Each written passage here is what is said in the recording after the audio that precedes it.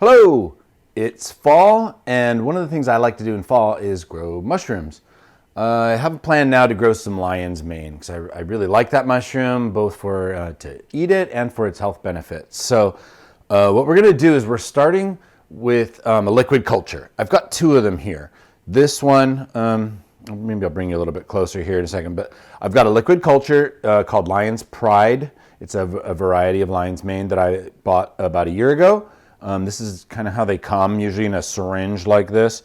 I've got most of it left. And this is a lion's mane liquid culture that I made, I think 2 years ago. I neglected to put the year on the jar, so I think this is 2 years. It could be 3, but I think it's just 2 years old. And you can see basically, well, I'll get you down here. Why don't you come down here?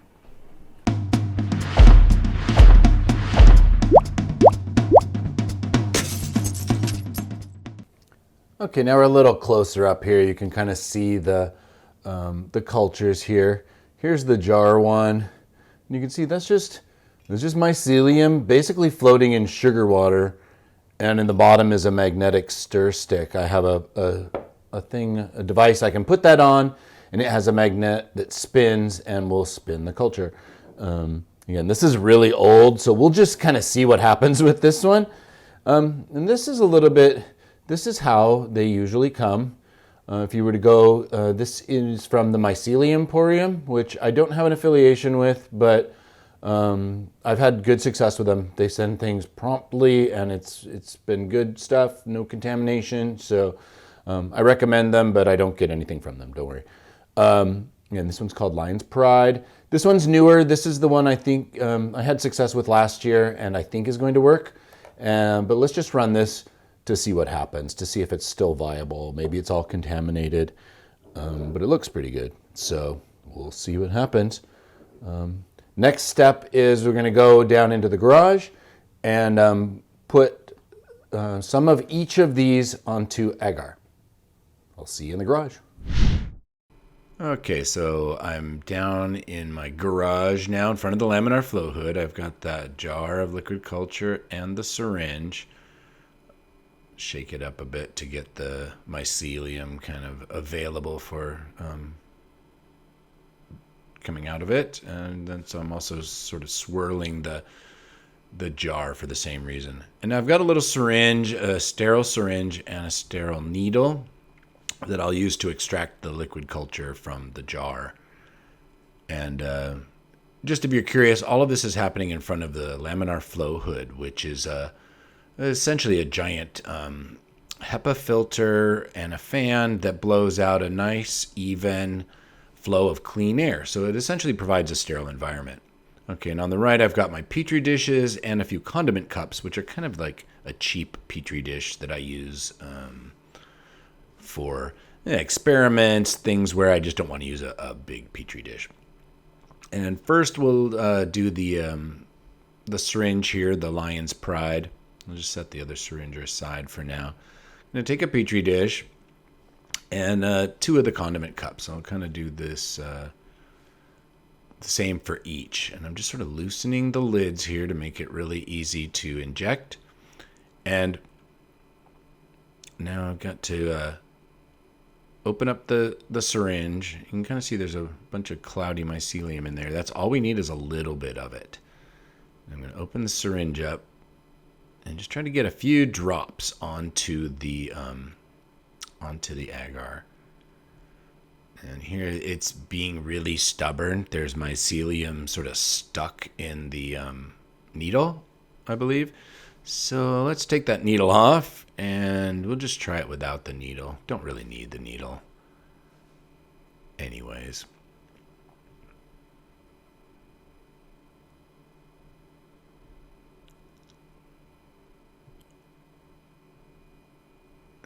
This is me trying to squirt it off to the side. I'm trying to just push it all out.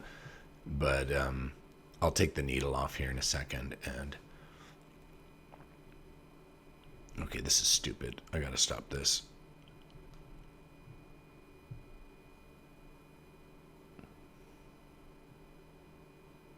Okay, so I've taken the needle off. entirely. It works just as well. It actually probably works better this way. And now I'm just squeezing the syringe just a little bit. You get 1, 2. I usually try for about 3 drops, but it kind of depends on what comes out.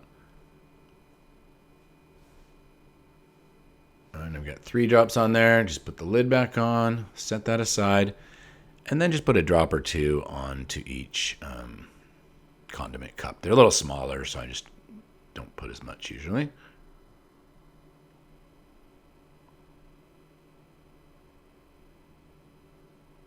That I noticed at the last minute that actually both of those condiment cups had some kind of a sheen in there. It looked bacterial, and I didn't want to mess with it, so I just put them in there. And I put the needle back on. There are other caps and things, but then basically I'm just gonna set those guys aside, put my syringe away,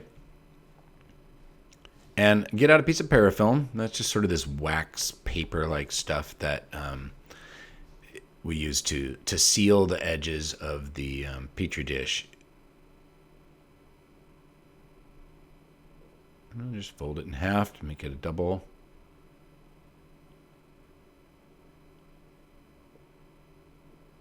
I like to wiggle it a little bit at first. It gives a place. It gives a little more grip for the parafilm at first. And then parafilm's kind of cool. You just sort of pull it, and it stretches out, and then you just lay it on there and just follow it around. And it's not really tape. It just sort of, just the stretchiness of it, or I don't know, but it's got a little bit of a waxy gumminess to it, so it kind of sticks to itself, but not super hard, but enough to seal up the Petri dish. And there we go. And I'll take all of those and I go and put them into another station, sort of waiting to be labeled, basically. Keep it all together.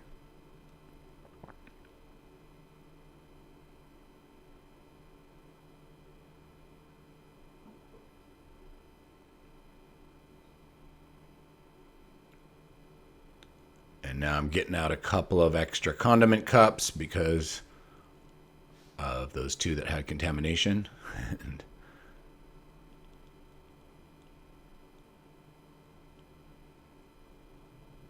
And then next we'll do the culture that's in the jar. Okay, I do a little hand sanitizer, and I take the sterile needle. And I've got what's called a self-healing injection port at the top. It's kind of a rubbery thing that you can basically push a needle through multiple times and it'll close back up. And then now the trick is I get the little vent port at the top, and I'm just trying to get some of that mycelium near enough to the needle to suck it up. And here you can even kind of see it looks like there's some lines made almost fruited inside that jar. It will do that. All right, and I'm just pulling up a few, few milliliters, basically. Don't need much at all. And that jar of liquid culture will last practically forever if going through agar. If you're going to inject it straight into the grain, then, of course, you're going to use more. But and then here, again, just going to take the needle off and just put a few drops on each, on the main Petri dish. And then just like before, I'll take the condiment cups and just put like a drop or so in each. 1 is usually enough, but sometimes 2 comes out, or take what I can get. You don't really want too much. I don't want it like swimming in there. But there we go. Put it all together. Actually, I'll just discard that syringe. I won't use it at all anymore. But I gather all those things up, and then I can actually put the parafilm on the Petri dish before we can take it away from the laminar flow hood, or contamination could get in there. And basically, I'm going to do the same thing as I did before. Double this up, wrap it around the Petri dish. And then we're going to take all these guys, we'll label them with what they are and the date, and basically wait and see what happens.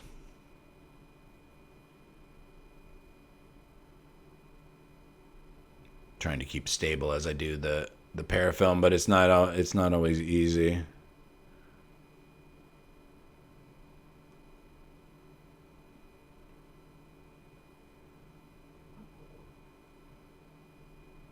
And there we go. We'll go label those and let them grow out.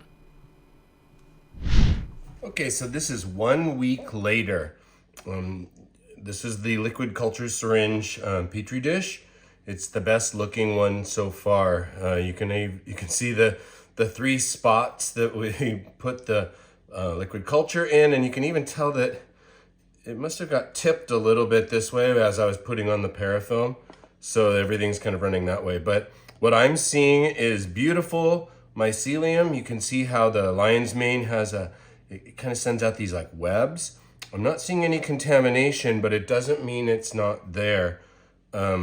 What I'm gonna do next, probably the next couple of days, is take some of these key spots, these spots that are really growing well.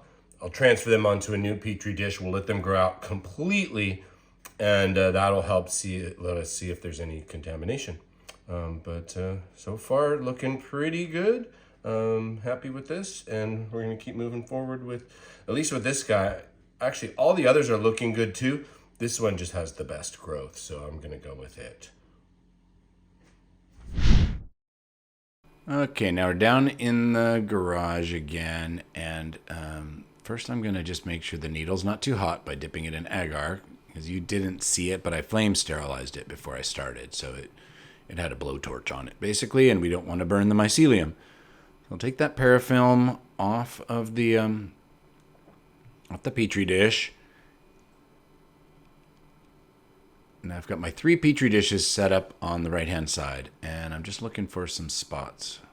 Or actually, I think it's 4 petri dishes, but just going in, and I just cut out, I find a good spot and just cut out a tiny little piece. I usually like to make a triangle. And then it's really a little bit hard to pick up with just the very end of the scalpel. Just put it down right in the middle of the new petri dish. And then we'll find another spot here. Kind of looking for thicker spots where the mycelium looks kind of thick and healthy. There's also a strategy to take it from the edges where there's more growth. And sometimes I'll do that, especially if I suspect any contamination or the middle sort of looks weird, but these spots are looking really good, so I don't mind taking them.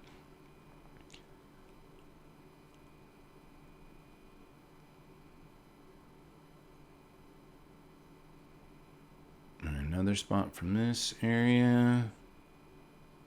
We'll get that in the petri dish. And then one more should be good. I could, if I want, just do this once, and then once that grows out, I could just divide that agar.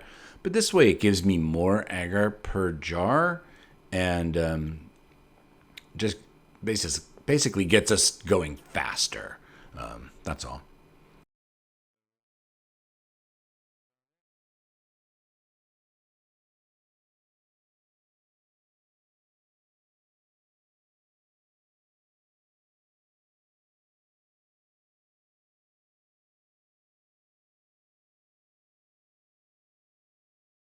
Okay, looks like we had a bit of an issue with the transfers.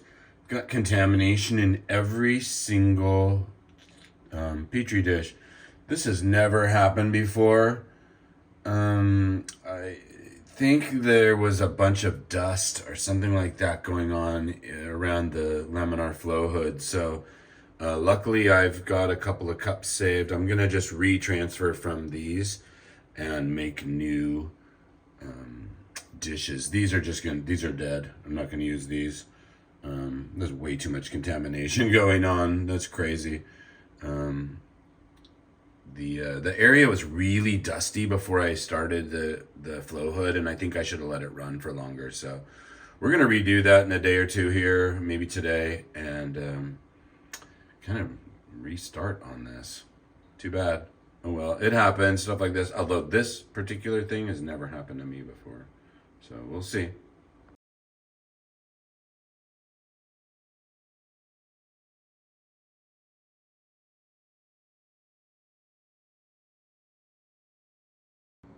Okay, here's just a quick little sneak peek. It's about a week after doing that second batch of transfers, and this is one of the cups.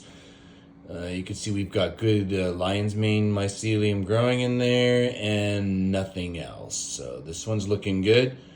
We're basically just going to let it grow out until it's ready to go into a grain jar. It's probably going to be another week or so, maybe more. And yeah, looks like we're on track this time. And we'll see you at the next stop. Okay. These 4 newest cups are pretty much ready. You can see the mycelium spread out throughout them, and they're even starting to fruit a little bit. They're basically ready to go to grain. Let's do it. Okay, here we are in front of the flow hood again. Got our jars of grain, and I like to just sort of open up the top of one, get it sort of loose and ready to go. I'll take my scalpel. It's already been cooled down. And just cut the condiment cup, agar, whatever, into 4 pieces, and then quickly just squeeze and dump it into the jar and put the lid back on. I really like the condiment cups because they're just easy to do that. If you squeeze them, the agar just pops right out. And let's do one more here. I won't show you all of them, but cut it up, open up the jar, squeeze the agar into there and close it. That means I only have to have the jar open for a few seconds. And then one thing I like to do as soon as possible is rotate the jar a few times. Basically get those agar pieces to spread out and not just sit on top of the jar. I want multiple inoculation points.